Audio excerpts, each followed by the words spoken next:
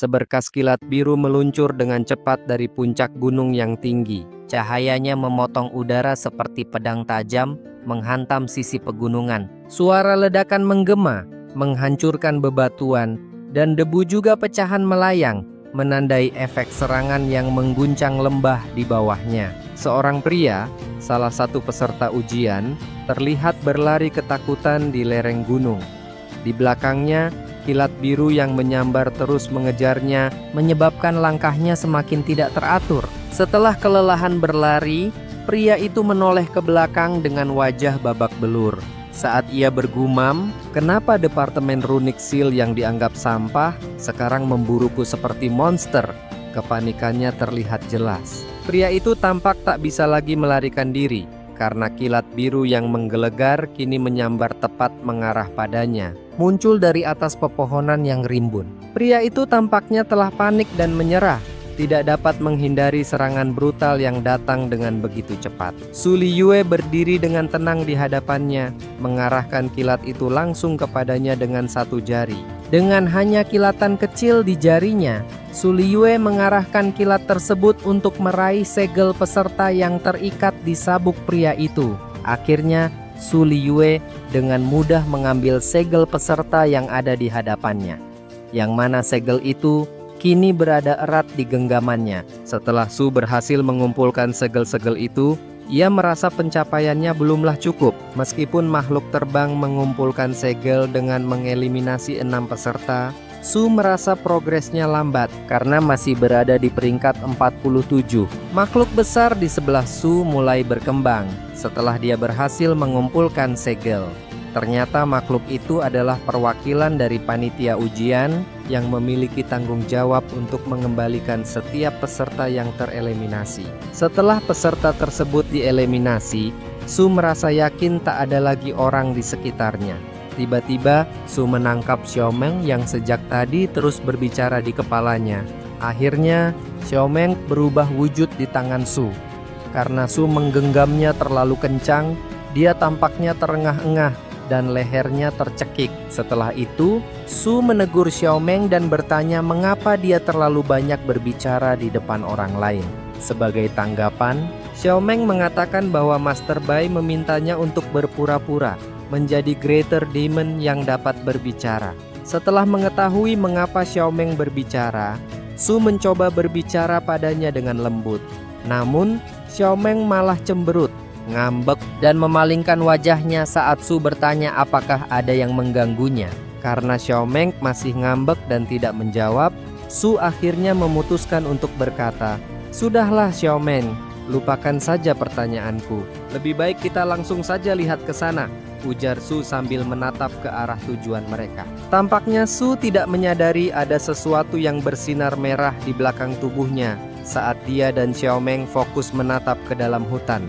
Ternyata, cahaya merah itu berasal dari pancaran kening iblis katak merah yang tampak seperti iblis kecil yang sedang diperintah dari jarak jauh mengincar Su oleh seseorang melalui tangannya. Di dalam hutan yang gelap, muncul 2 sosok berjubah hitam yang mencurigakan. Pengguna iblis katak berkata bahwa ia telah menemukan Su, sementara sosok di sampingnya menyarankan untuk segera menghadang Su. Adegan beralih ke luar area ujian di akademi.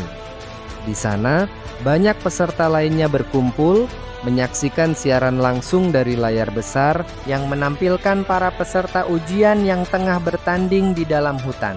Ternyata, banyak peserta lain di luar ruang ujian mulai berbisik, mengatakan bahwa Feng Shu telah dikalahkan dengan brutal oleh Su. Sementara itu, peserta lain merasa heran dan bertanya-tanya bagaimana bisa Su dari Departemen Runic Seal yang selama ini dianggap remeh ternyata memiliki kultivasi yang begitu kuat dan mengagumkan. Ujar para peserta di luar ujian, saling bergosip karena sangat terkejut. Begitu pula di kursi para master yang tengah menyaksikan. Tampak Master Bai dan Master Yue sedang fokus memperhatikan. Yue bertanya kepada Bai, apakah adik Bai tidak khawatir dengan Su yang sedang ujian? Namun, Master Bai menjawab dengan tenang, hanya orang lemah yang lengah. Tentu saja Su sangat waspada, jadi sulit baginya untuk diserang. ujar Master Bai kepada seniornya, Master Yue. Master Bai juga menjelaskan sambil menggaruk kepala, "Kak Yue, apakah peserta itu kuat atau tidak? Jika mereka terlalu sombong dan pamer sembarangan, itu akan bergantung pada kerugian dan keuntungan mereka sendiri," ujar Master Bai kepada Master Yue dengan nada polos. Mendengar penjelasan juniornya yang tetap konsisten, Master Yue tersenyum puas begitu anggun. Ia kemudian tertawa ringan sambil meminum teh, sementara Bai yang memperhatikannya tampak keheranan. Setelah meneguk teh, Master Yue dengan tulus berkata kepada Bai, ia merasa senang karena Bai Luochen tetap menjadi sosok master yang rendah hati dan luar biasa. Bahkan, meskipun sudah 10 tahun berlalu, Master Bai tetap hebat dan tidak berubah sedikit pun, ujar Master Yue, memuji juniornya dengan penuh kekaguman. Mendengar pujian manis dari Master Yue, Master Bai tampak tersipu malu. Ia sedikit canggung memalingkan wajah dan berkata bahwa semua itu hanyalah masa lalu, ujar Master Bai, yang membuat Master Yue tersenyum dengan kawainya. Tiba-tiba, sebuah lonceng ilusi berdentang, sepertinya digerakkan oleh seseorang yang kuat. Setelah mendengar dentingan lonceng, layar proyeksi yang menampilkan ujian tiba-tiba menjadi buram, tak menampilkan apa-apa. Peserta lain pun mulai panik dan bertanya-tanya. Di kursi panitia ujian, Ketua Bing Diaken berusaha menenangkan semua orang. Salah satu wakilnya menjelaskan bahwa ada gangguan energi spiritual yang berasal dari pagar aura yang kuat di area ujian. Diaken pun bertanya, bagaimana mungkin ada pagar aura yang begitu kuat di dalam ruang ujian? Ujar Diaken bertanya-tanya. Sementara itu salah satu panitia di belakang Diaken berkata, hampir tidak mungkin melakukan perbaikan jarak jauh. Oleh karena itu, perbaikan darurat perlu dilakukan dengan mengirim siswa dari Departemen Formasi, ujar panitia tersebut kepada Diaken. Melihat situasi semakin memburuk, Diaken akhirnya segera memutuskan untuk mengirimkan beberapa siswa dari Departemen Formasi untuk memperbaiki pagar aura secara darurat. Saat para siswa Departemen Formasi bergegas memasuki gerbang portal, tanpa disadari oleh kerumunan, seberkas aura biru samar meluncur menyelinap bersama mereka, mengarah ke reruntuhan lokasi ujian berlangsung. Sesampainya di dalam reruntuhan ujian, bayangan hitam raksasa muncul dari portal. Ternyata bagian dari kekuatan Master Bai. Dalam hatinya, ia bergumam, jangan salahkan aku jika harus bertindak lebih kejam terhadap apapun yang mengganggu jalannya ujian. Mengungkap bahwa aura biru tadi adalah miliknya. Sementara di lain sisi tepatnya di dalam ruang ujian, di sanalah terlihat Su Liyue tampak kesulitan. Dirinya tampak sedang diserang oleh seseorang dan membuat dirinya mengeluarkan jurus kilat burung hantunya. Ketika Su melepaskan kilatnya, serangan itu tiba-tiba dipatahkan. Sosok misterius muncul, menghalangi kilat Su dengan sayatan sabit berapi yang menyayat secepat pedang. Dan terlihat makhluk raksasa akademi yang kini mengecil tergeletak lemah di tanah. Tepat di dekatnya, tampak seseorang mengangkat kakinya, bersiap menginjak makhluk tersebut tanpa ampun. Dari balik kerumunan bayangan, muncul dua sosok yang sejak awal mengincar Su. Salah satu di antaranya, seorang wanita angkuh yang telah menginjak makhluk akademi yang tak berdaya. Dengan nada merendahkan, dia mengejek Su sebagai murid baru dari Departemen Para Sampah. Sambil bertolak pinggang, dia menantang Su tanpa rasa takut, sementara di sampingnya berdiri rekannya, pemanggil iblis katak berapi. Di tengah ocehan penuh ejekan dari dua lawan tak dikenal, Su akhirnya bersuara. Dengan nada tegas, dia mengancam balik mereka. "Apa kalian tidak takut kalau aku kabur dan melaporkan penyerangan ini?" ujar Su, menatap tajam kedua lawannya menunjukkan bahwa dia tak gentar meski dikepung. Mendengar ancaman Su, kedua sosok misterius itu tampaknya semakin bertekad untuk menghabisinya. Wanita sombong itu memperkenalkan dirinya sebagai He Shailing dari Balai Penegak Hukum dengan tingkat kekuatan puncak spiritual silence. Sementara pria di sampingnya, pengguna iblis katak merah, dikenal sebagai Xiao Luo. Ia memiliki tingkat kekuatan Golden Core awal yang juga berasal dari Balai Penegak Hukum.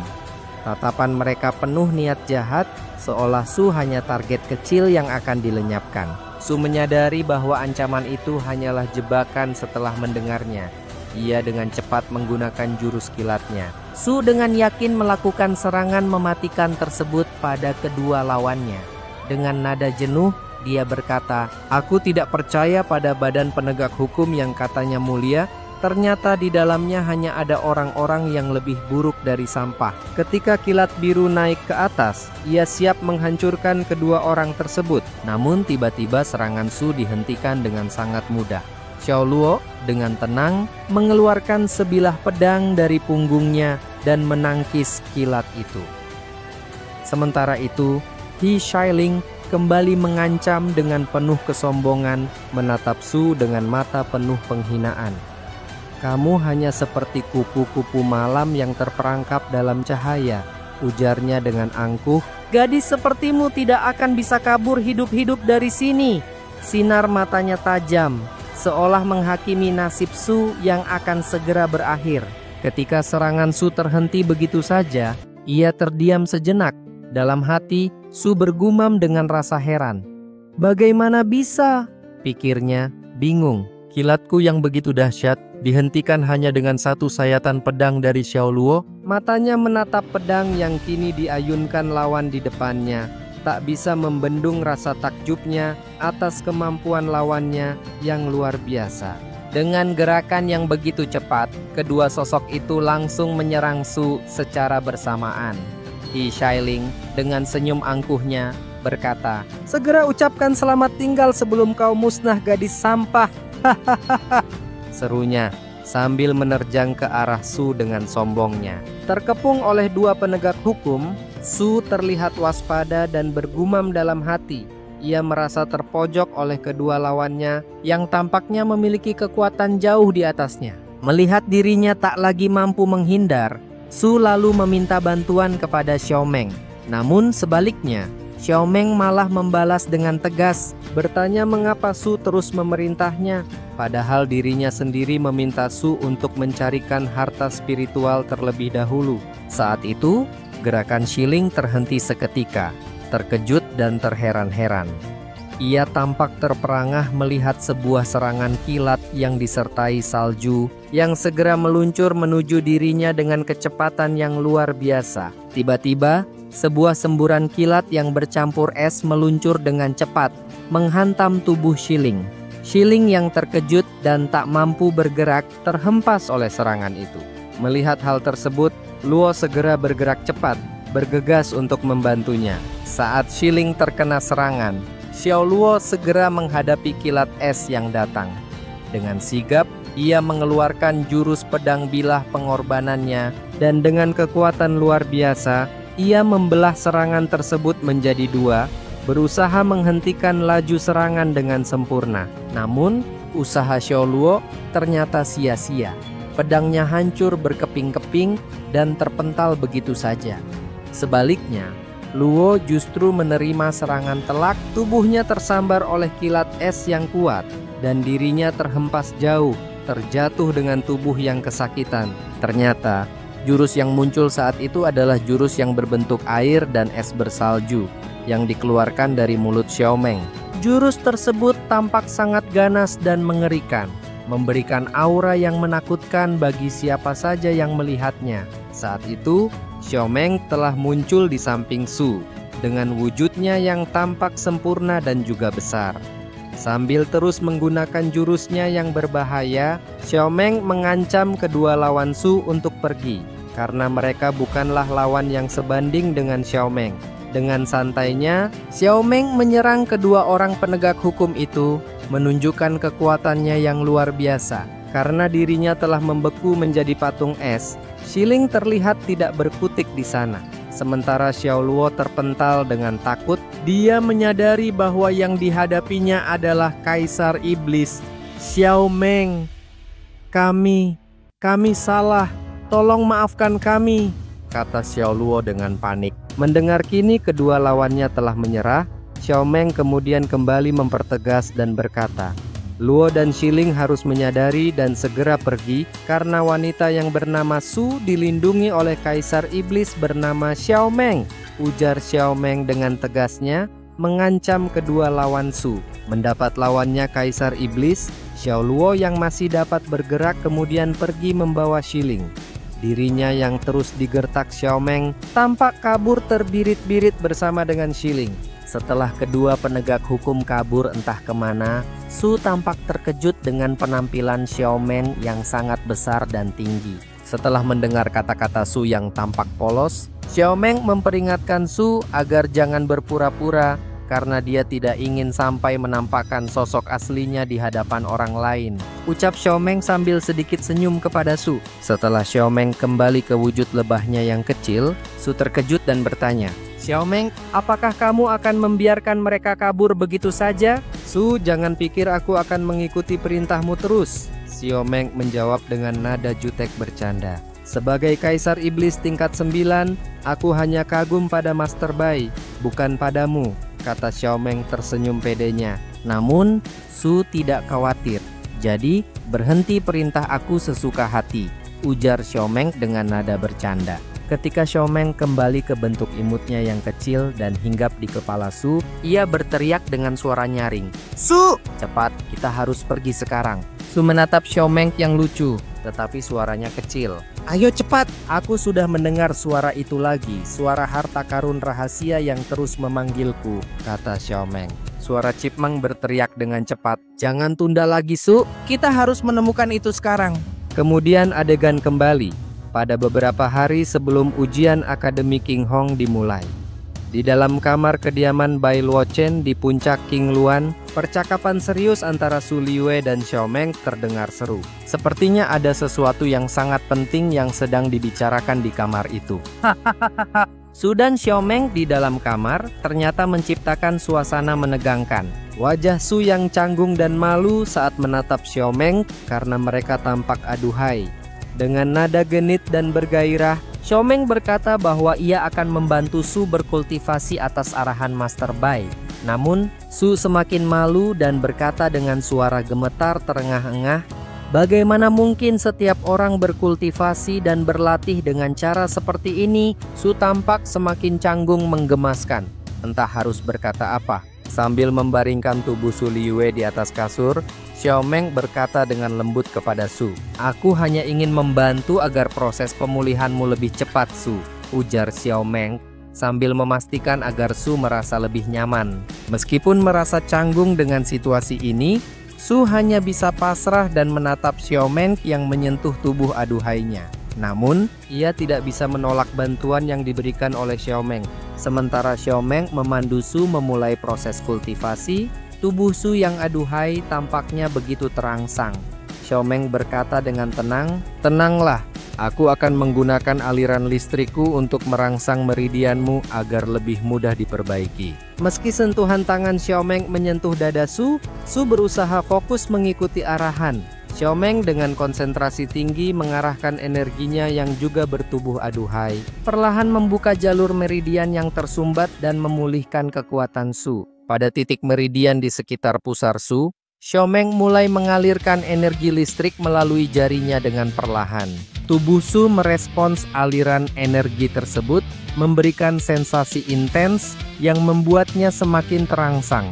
Meskipun merasa terkejut dan tak berdaya, Su hanya bisa menatap dengan tatapan penuh ketegangan, berusaha untuk menahan rangsangan aduhai yang sedang terjadi pada dirinya. Tiba-tiba, suara yang menggema dari luar atap kamar di puncak King Luan terdengar dengan rangsangan menggairahkan. Sebuah teriakan melengking, penuh sensasi, seolah-olah menggambarkan energi yang tak terbendung yang menggelora. Suara yang penuh dengan ketegangan dan kelegaan mengisi udara dengan kesyahduannya yang memikat. Nantikan rekap manhwa Dikira Pria Ampas Ternyata Pemilik Level Mahayana pada chapter selanjutnya ya sob. Sampai ketemu lagi bareng Yui by Clonime Channel. Bye bye.